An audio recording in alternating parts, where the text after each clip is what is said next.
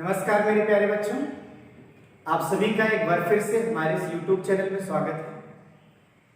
आज मैं आप सबके लिए एक बहुत ही इम्पोर्टेंट टॉपिक को लेके आया हूँ और मैं इतने दावे के साथ कह सकता हूँ कि ये टॉपिक आपको जल्दी YouTube पे कहीं नहीं मिलेगा और ये बहुत ही आसान है, बेहद आसान टॉपिक है। शायद इसी वजह से इस टॉपिक को जो है YouTube पे नहीं पढ़ा हुआ है।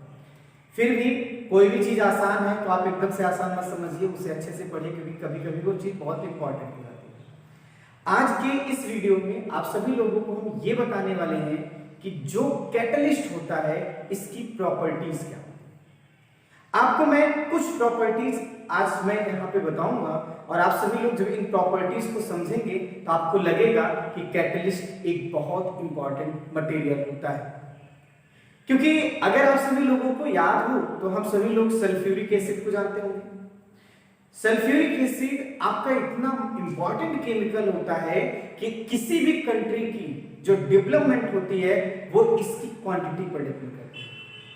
आप समझ सकते हैं सल्फ्यूरिक एसिड कितना इंपॉर्टेंट है। अमोनिया की भी बात करें वो भी बड़ा इंपॉर्टेंट है। हमारे पास बहुत ही यूजफुल केमिकल्स जो होते हैं बड़े आसानी से बनाए जाते हैं कुछ कैटलिस्ट के हेल्प से। तो आखिरकार वो कैटलिस्ट अपने अंदर क्या प्रॉपर्टीज रखते हैं, क्या चीज रखते हैं, हम उन्हीं प्रॉपर्टीज को आज डिस्कस करने वाले हैं। ये जो वीडियो है स्पेशली 12th क्लास के लिए है और ऐसा नहीं है कि 12th क्लास के अलावा और कोई नहीं जान सकता। जान सकते हैं, जो भी केमिस्ट्री के इच्छुक होंगे वो इस चीज को जान सकते हैं। हाँ, एक बात और मैं बता दूं कि आज जो कैटलिस्ट की प्रॉपर्टीज मैं बताऊंगा ये प्रॉपर्टी ऐसी रहेगी जो कैटलिस्ट के बारे में काफी चीजें क्लियर करेंगे। जैसे एक एक करके आप ध्यान दीजिएगा। हम सभी लोगों को याद है कि हम सभी लोग सरफेस केमिस्ट्री पढ़ रहे हैं। सरफेस केमिस्ट्री का 3rd पार्ट पढ़ रहे हैं कैटलिस्ट। और अगर हम कैटलिस्ट की बात करें तो आज स्पेशल आपके पास जो टॉपिक है वो है प्रॉपर्टीज ऑफ कैटलिस्ट। देखिए कैटलिस्ट की आपको मैं कुछ प्रॉपर्टीज बताऊंगा। जैसे ध्यान दीजिएगा, सबसे पहले प्रॉपर्टी, जो कैटलिस्ट होता है वो रिएक्शन में पार्टिसिपेट नहीं लेता। लिख सकते हैं catalyst does not take part in reaction. यानी कैटलिस्ट जो है किसी भी रिएक्शन में किसी तरह का कोई पार्टिसिपेट नहीं करता। बात समझ आए? यानी आप इतना समझ सकते हैं कैटलिस्ट का काम क्या है, only work as a changer of rate of reaction. मतलब ये है केवल एक चेंजर की तरह काम करता है, वो भी rate of reaction.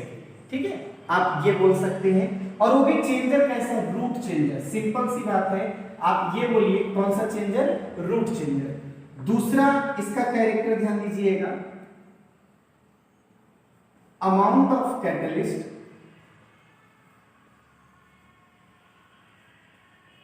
Remain constant due to reaction.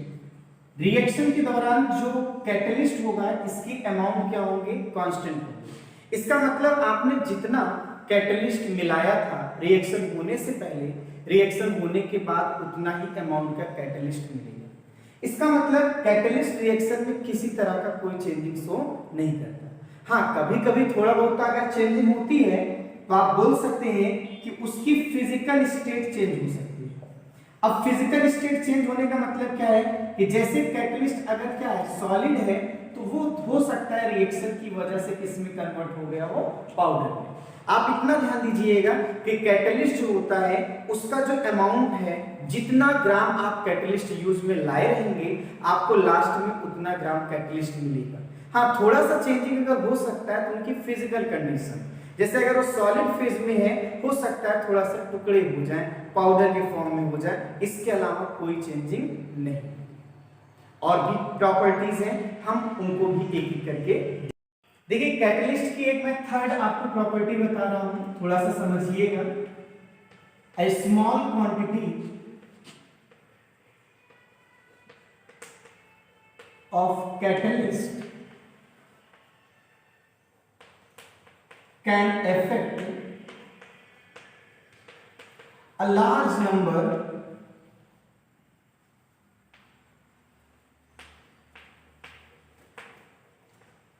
of reactant molecule.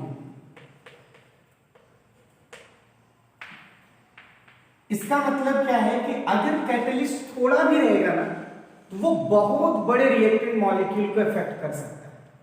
जैसे अगर आप सभी लोगों को मैं बता दूं कि आपने सुना होगा हाइड्रोजन परऑक्साइड का डिकम्पोजिशन, तो यहां पर आप सबके पास H2O और प्लस O2 बनता है। ये रिएक्शन आप बोल सकते हैं H2O प्लस क्या बनता है, O2 बनता है, ठीक है। यहां पर अगर कैटलिस्ट आपके पास प्लेटिनम रहेगा, इसकी बहुत स्मॉल क्वांटिटी आप समझ सकते हैं, बहुत स्मॉल क्वांटिटी जो है, अगर हमारे सबके पास थोड़ा सा देखिएगा, जैसे ये H2O2 है, अगर ये 10 की पावर 8 मॉलिक्यूल्स रहेंगे, मतलब मिलियंस मॉलिक्यूल्स रहेंगे, बहुत मॉलिक्यूल्स होंगे, तो भी उसको अफेक्ट कर सकता है। जैसे मेरे कहने का मतलब है कि दूध अगर हो, ठीक है, और अगर उसमें नींबू की एक बूंद पड़ जाए तो वो पूरे दूध को क्या करेगा, फाड़ देगा। मतलब छोटी सी क्वांटिटी बहुत बड़े क्वांटिटी को इफेक्ट कर सकता है। ये कैरेक्टर होता है एक कैटलिस्ट। ये थर्ड कैरेक्टर है, और मैं आप सभी लोगों को एक फोर्थ कैरेक्टर बता रहा हूं, उसे भी आप अच्छी तरीके से समझिएगा। वो कैरेक्टर्स क्या है कि कैटलिस्ट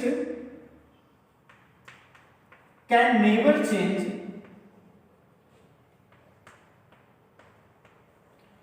नेचर ऑफ प्रोडक्ट। इस बात को थोड़ा समझिए। जैसे मान लो आपने एक रिएक्शन लिखा, नाइट्रोजन हाइड्रोजन मिलके अमोनिया। आपको मैं एक बात बता दूं, नाइट्रोजन और हाइड्रोजन मिलके अमोनिया बनाएंगे चाहे इसमें कैटलिस्ट मिलाओ या ना मिलाओ।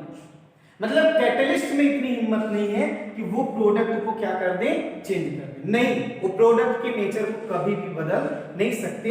ये कैरेक्टर होता है एक कैटलिस्ट। अच्छा, एक बात और मैं बता रहा हूं, मैंने आपको बताया था कैटलिस्ट क्या होता है, रास्ता दिखाने वाला होता है। तो जब वो अकेला, मैं खुद बता रहा हूं एक छोटा सा एग्जांपल इन दोनों के लिए। मैंने जब आपसे कहा था कि कैटलिस्ट क्या है, एक रास्ता दिखाने वाला है। अब वो रास्ता दिखाने वाला चाहे छोटा होगा चाहे बड़ा होगा, दिखाएगा तो रास्ता ही ना। इसीलिए मैंने बोला कि अगर छोटा भी रहेगा तो भी बहुत बड़ी क्वांटिटी को क्या कर सकता है, अफेक्ट कर सकता है। और यहां फिर मैं बोल रहा हूं कि अब आप बताइए, चाहे वो कैटलिस्ट कैसा भी हो, वो रिएक्टेंट को नहीं समझा पाएगा कि आप ये इस रिएक्शन को मत करिए, ये प्रोडक्ट बनाइए, ऐसा कुछ नहीं। कैटलिस्ट कभी भी प्रोडक्ट को चेंज नहीं करता है। बात ध्यान दीजिएगा, कैटलिस्ट आप ध्यान दीजिए कि catalyst can never change nature of product. It means अगर नाइट्रोजन और हाइड्रोजन आपस में मिलकर अमोनिया बना रहे हैं तो बनाएंगे, चाहे आप कैटलिस्ट मिलाओ या ना मिलाओ। हाँ, मिलाने से फायदा ये हो जाता है वो रिएक्शन आसानी से हो जाती है। आई बात समझ में? अच्छा, ये चौथी कैरेक्टर है। पांचवा आपको मैं प्रॉपर्टी बता रहा हूं, फिफ्थ प्रॉपर्टी मैं बता रहा हूं, उसे देखिएगा। Catalyst can never start reaction as well as end reaction। मेरे कहने का मतलब है कि कैटलिस्ट किसी रिएक्शन को ना तो शुरू कर सकता है और ना उस रिएक्शन को खत्म कर सकता है। इस पॉइंट को भी आप ध्यान में रखेंगे। आपके पास 6 पॉइंट जो मैं बताने चल रहा हूं उसे भी आप समझिएगा। ये बहुत इंपॉर्टेंट पॉइंट होता है कि जो हमारे पास कैटलिस्ट होते हैं, इनकी जो फिजिकल स्टेट है, सॉलिड भी हो सकती है, लिक्विड भी हो सकती है, गैस भी हो सकती है। यानी catalyst can solid, liquid and gas, ठीक है। और एक मैं 7th और लास्ट कैरेक्टर से बता देता हूं, ध्यान दीजिएगा। कैटलिस्ट